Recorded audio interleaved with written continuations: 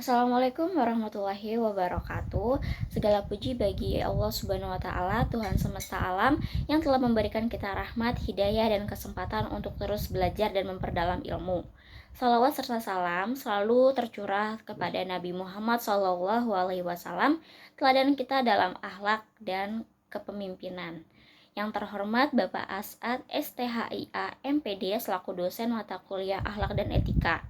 Perkenalkan, nama saya Sumira dengan NPM 202121-50391, kelas R8G, Program Studi Pendidikan Bahasa dan Sastra Indonesia. Pada kesempatan kali ini, saya akan memaparkan 3 penjelasan materi dari mata kuliah akhlak dan etika. Baik, materi yang pertama yaitu etika Islam dalam demokrasi dan penegakan hukum. Pengertian demokrasi. Secara bahasa, demokrasi itu berasal dari bahasa Yunani, yaitu demos yang artinya rakyat dan kratos yang artinya kekuasaan. Jadi, demokrasi adalah pemerintahan oleh rakyat, yaitu di mana sistem pemerintahan yang menempatkan rakyat sebagai pemegang kedaulatan tertinggi. Nah, kalau dalam Islam, demokrasi itu sejalan dengan konsep musyawarah atau syura, yaitu pengambilan keputusan secara bersama berdasarkan prinsip keadilan, kesetaraan, dan tanggung jawab. Selanjutnya, kriteria kepemimpinan dalam Islam. Dalam pandangan Islam, seorang pemimpin tidak hanya dituntut mampu memimpin secara administratif saja, tetapi juga harus memiliki akhlak dan moral yang tinggi sebagaimana yang dimiliki Rasulullah SAW. Islam menekankan bahwa pemimpin harus memenuhi syarat-syarat berikut. Yang pertama, sidik yang artinya jujur. Pemimpin harus memiliki sifat jujur dalam ucapan dan juga tindakannya. Perkataan dan perbuatan seorang pemimpin harus sesuai dengan kebenaran dan berasal dari hati yang bersih. Kejujuran ini menjadi dasar dalam sebuah kepemimpinan. Yang kedua, amanah yang artinya dapat dipercaya. Seorang pemimpin harus bisa dipercaya dan bertanggung jawab terhadap tugas dan kewajibannya. Ia harus menjaga kepercayaan yang diberikan oleh rakyat dan menjalankan amanat dengan sungguh-sungguh. Yang ketiga itu tablik yang artinya menyampaikan. Pemimpin harus mampu menyampaikan pesan dengan jelas kepada bawahannya.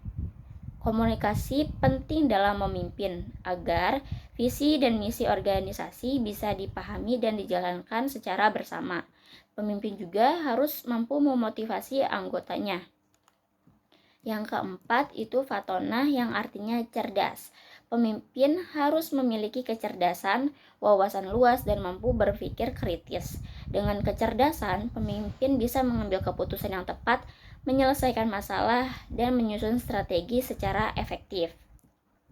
Selanjutnya, syarat-syarat pemimpin. Dalam pandangan Islam, menjadi seorang pemimpin itu bukan soal tentang kekuasaan saja, tetapi juga amanah yang besar di hadapan Allah Subhanahu wa taala. Seorang pemimpin bertanggung jawab atas kesejahteraan rakyat dan harus memenuhi syarat-syarat tertentu agar mampu memimpin dengan adil dan bijaksana. Berikut syarat-syarat pemimpin menurut Islam. Yang pertama itu harus merdeka atau bebas. Jadi seorang pemimpin itu harus merdeka secara fisik dan mentalnya. Artinya pemimpin itu tidak berada di bawah kendali atau tekanan pihak lain. Pemimpin yang merdeka mampu membuat keputusan yang bebas dan objektif demi kepentingan rakyat, bukan berdasarkan kepentingan pribadi atau kelompok tertentu. Yang kedua, laki-laki. Dalam sebagian pandangan fikih, terutama menurut Imam Syafi'i, seorang pemimpin negara idealnya itu adalah seorang laki-laki. Hal ini dikaitkan dengan tanggung jawab yang besar, menuntut kekuatan fisik, mental, dan keberanian dalam menghadapi berbagai tantangan kepemimpinan. Yang ketiga, mujahid. Memiliki ilmu dan kemampuan berijtihad. Pemimpin harus memahami ajaran Islam secara mendalam agar dapat mengambil keputusan yang sesuai syariat. Kemampuan ijtihad ini penting agar pemimpin tidak asal dalam memutuskan suatu perkara, melainkan merujuk pada dalil dan hikmah dari Al-Quran dan Sunnah. Yang keempat, sehat panca indera dan akal. Jadi seorang pemimpin itu perlu memiliki penglihatan, pendengaran, dan akal yang sehat. Hal ini agar ia dapat menjalankan tugasnya dengan baik, memahami informasi yang diterima, serta mampu berkomunikasi dan mengambil keputusan secara tepat. Yang kelima itu adil. Keadilan itu merupakan kunci utama dalam kepemimpinan Islam. Seorang pemimpin harus bersikap netral, tidak pilih kasih, dan berani membela kebenaran meskipun itu berat. Pemimpin yang adil akan menciptakan masyarakat yang damai, harmonis, dan juga sejahtera. Yang keenam itu dewasa, balik, dan matang secara mental. Pemimpin harus sudah balik secara umur dan matang dalam berpikir.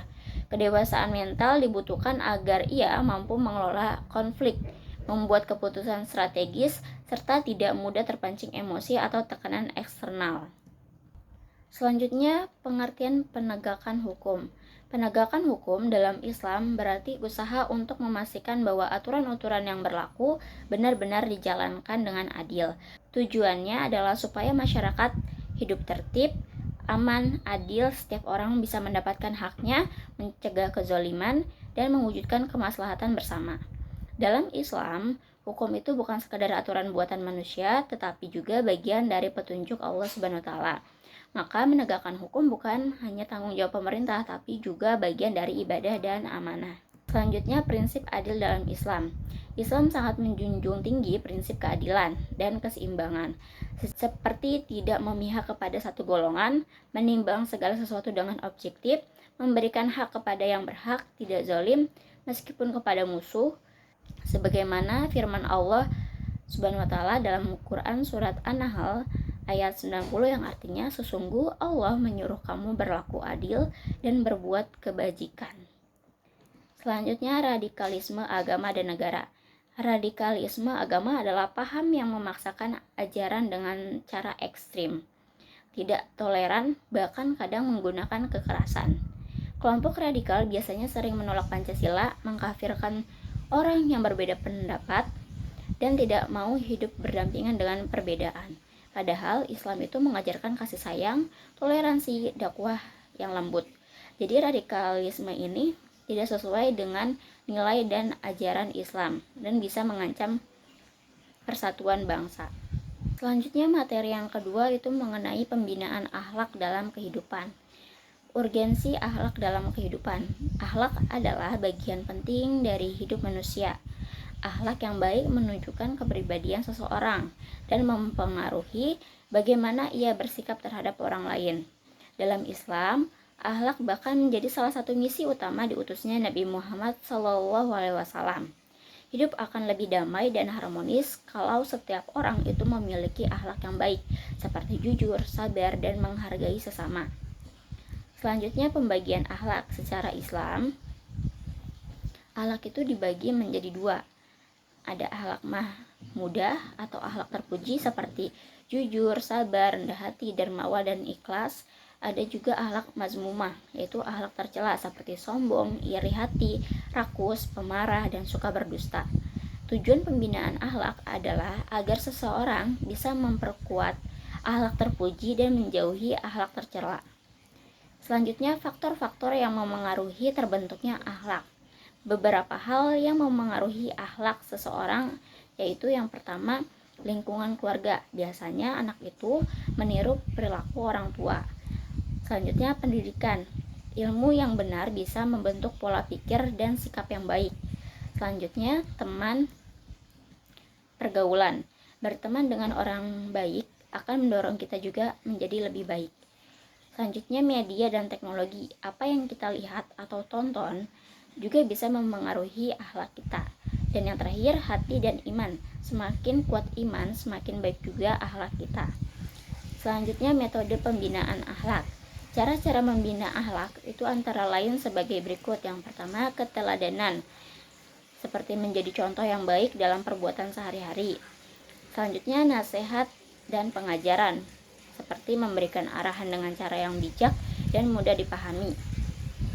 Selanjutnya, latihan dan pembiasaan, yaitu terus berlatih diri untuk bersikap baik sehingga menjadi kebiasaan. Dan yang terakhir, pengawasan dan evaluasi, mengingatkan jika ada yang salah dan memberikan masukan untuk memperbaiki diri. Baik, selanjutnya materi yang ketiga yaitu pencegahan dan penanganan kekerasan seksual dalam Islam. Kekerasan seksual dalam Al-Quran dan Hadis. Dalam Islam, kekerasan seksual adalah perbuatan yang sangat dilarang. Tindakan seperti pelecehan, pemaksaan, atau pemerkosaan dianggap merusak kehormatan dan martabat seseorang. Islam memandang perbuatan ini sebagai dosa besar yang harus dihindari dan diberi hukuman yang tegas, sebagaimana yang dijelaskan dalam Quran Surat Al-Isra ayat 32 yang artinya, "Dan janganlah kamu mendekati zina. Sesungguhnya zina itu adalah perbuatan yang keji dan suatu jalan yang buruk."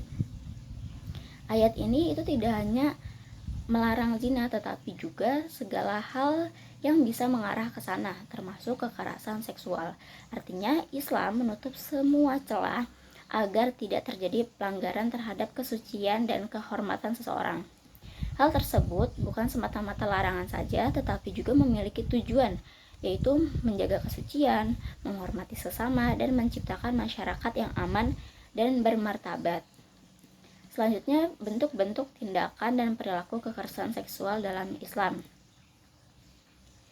Kekerasan seksual dalam Islam bisa muncul dari berbagai bentuk, seperti yang pertama, pelecehan fisik dan non-fisik, seperti menyentuh tanpa izin, komentar bernuansa seksual, dan menunjukkan gambar yang tak senonoh.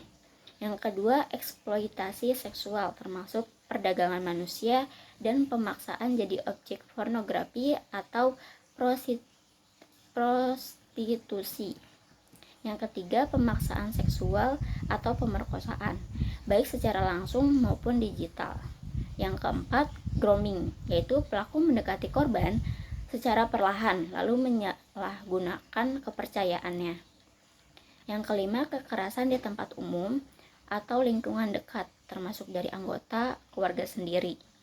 Nah, faktor-faktor penyebabnya itu bisa dari lingkungan, ekonomi, budaya, sampai penggunaan teknologi. Selanjutnya, sanksi bagi pelaku kekerasan seksual menurut Islam. Islam memandang kekerasan seksual sebagai pelanggaran berat terhadap kehormatan, hak asasi, dan kemanusiaan seseorang. Oleh karena itu, pelaku kekerasan seksual harus diberikan sanksi yang tegas dan adil agar memberikan efek jera serta melindungi masyarakat dari kejahatan serupa. Sanksi yang diberikan dalam Islam itu bervariasi tergantung pada jenis dan tingkat keparahan tindakan yang dilakukan. Berikut ada beberapa jenis sanksi yang dijelaskan dalam hukum Islam. Yang pertama itu hudud atau hukuman tetap. Jika tindakan kekerasan seksual masuk dalam kategori zina, hubungan seksual di dalam pernikahan, dan terbukti secara syar'i dengan 4 saksi atau pengakuan, maka hukumannya termasuk hudud. Nah, hudud ini dibagi lagi menjadi 2. Pelaku zina yang belum menikah itu akan dicambuk sebanyak 100 kali. Dan pelaku zina yang sudah menikah itu akan dirajam atau dilempari batu sampai mati, sesuai hadis yang sahih. Namun, untuk menjatuhkan hukuman seperti ini, syarat pembuktiannya itu sangat ketat. Oleh karena itu, banyak kasus kekerasan seksual yang lebih sering dijatuhi hukuman takzir. Nah, hukuman takzir ini hukuman yang ditentukan oleh penguasa. Jika kasus kekerasan seksual tidak bisa dibuktikan secara syarat hudud, maka pelaku bisa dihukum melalui takzir, yaitu hukuman yang ditetapkan oleh hakim atau otoritas negara berdasarkan tingkat kejahatan. Contohnya dipenjara, dicambuk, yang ringan hingga berat, didenda, pengasingan, hukuman mati. Nah, namun untuk hukuman mati ini tergantung kasusnya. Hukum takzir ini memberikan ruang untuk pemerintah menetapkan sanksi sesuai konteks dan kondisi masyarakat. Nah, yang terakhir ini tindakan preventif.